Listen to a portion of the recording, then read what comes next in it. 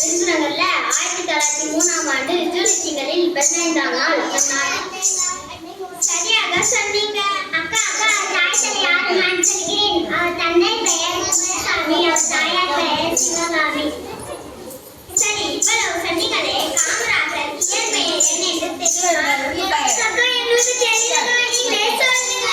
சரி சொல்றேன். அவர் இயற்பெயர் காமாட்சி. அவர் பெற்றோர் அவரை செல்லமாக ராசாராக பின்னர் காமாட்சி என்ற பெயரை காமான் என்றும் ராசா என்றும் பெயரை சேர்த்து காமராஜர் என்றும் நாளடை காமராஜர் ஆசிய இடம் நம் நாட்டை ஆண்ட காலத்தில் பிறந்திருக்கிறார் தானே.